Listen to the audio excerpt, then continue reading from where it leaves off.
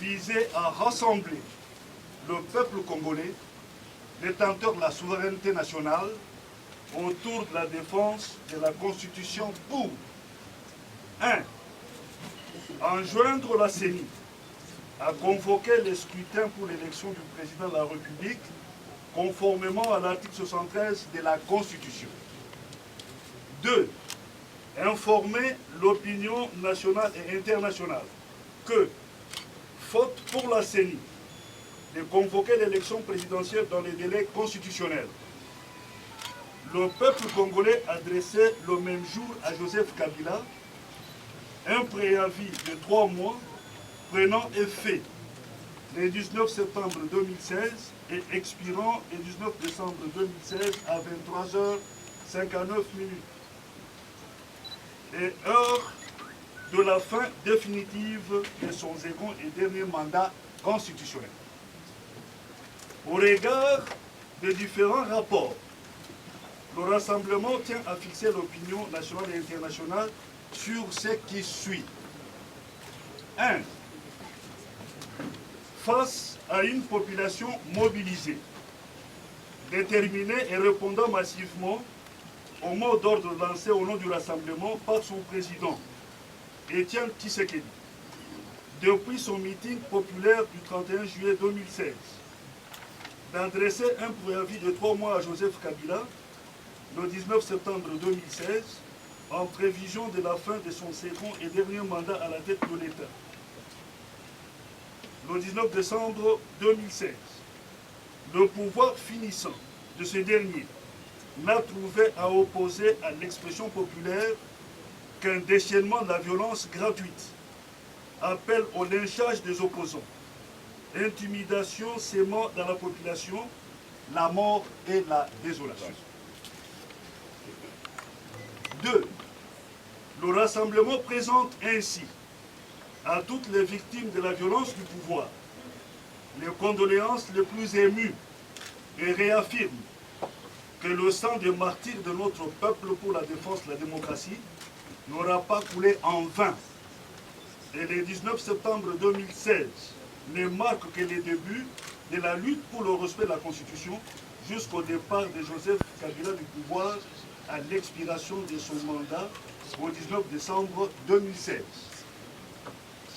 3.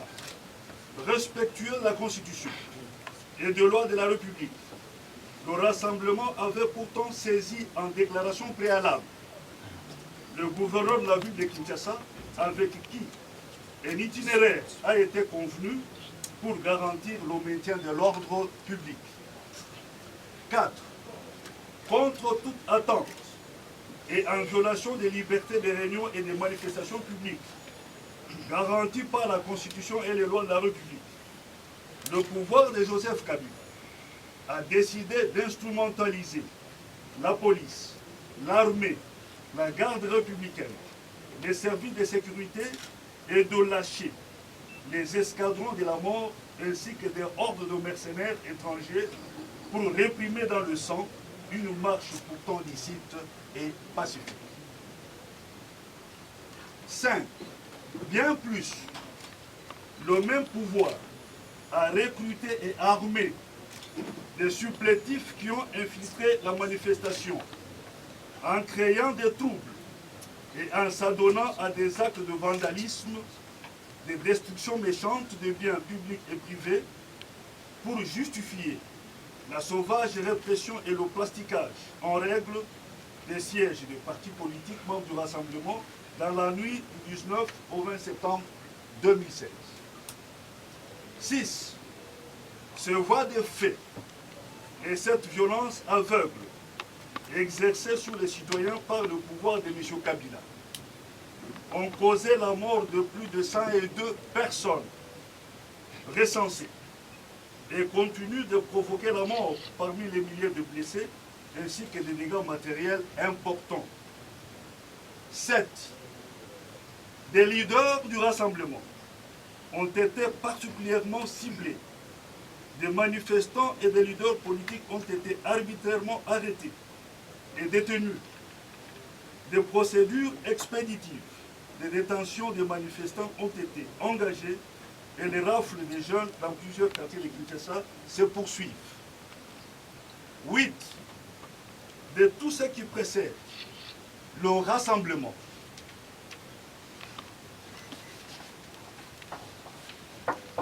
de moyens de l'État à des fins partisanes, ainsi que l'usage disproportionné de la force pour régler les problèmes politiques, décide de déposer une plainte contre les auteurs de ces actes de violence et invite le pouvoir judiciaire à sanctionner ces actes conformément à la loi en toute indépendance, neutralité et à éviter l'instrumentalisation au service du pouvoir. Annonce qu'il décrète un deuil national de 3 jours, du 26 au 28 septembre 2016, pour l'inhumation des martyrs et exprime sa réprobation totale face à la barbarie du pouvoir finissant et aux abois de Joseph Kabila. Appelle à l'ouverture d'une enquête internationale et indépendante pour établir les responsabilités des commanditaires à tous les niveaux politiques, de la hiérarchie militaire, de la police et des services de sécurité. Appelle la MONUSCO à sécuriser davantage et à protéger les populations civiles menacées. Salue la prise de position de la communauté internationale contre les responsables de ces tueries qui se recrutent dans le rang du pouvoir sortant. Décrète l'ouverture d'un registre de plaignants auprès de tous les partis et plateformes membres du rassemblement aux fins d'identification de toutes les victimes.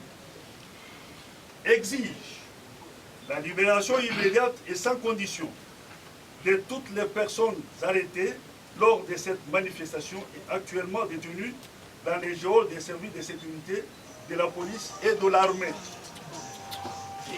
Exige le retrait immédiat de tous les mercenaires recrutés pour semer la violence dans la population.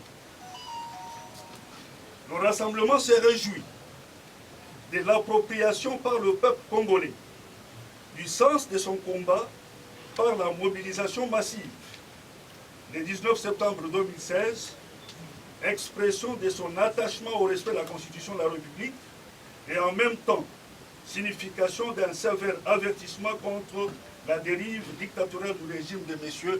Kabila. À vaincre la peur et à rester mobilisé jusqu'à la victoire finale du peuple sur la dictature, à ne céder ni au chantage, ni aux intimidations, ni encore moins aux tracasseries de tout genre.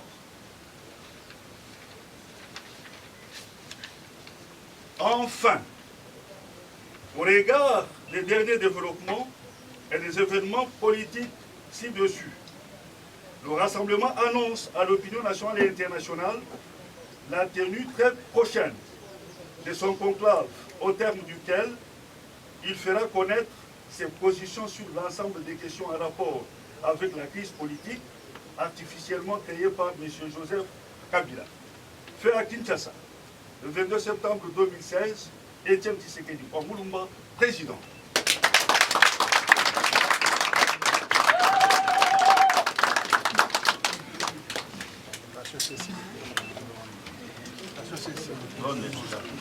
C'est à disposition. Pour ce qui est du français, c'est là moi-même.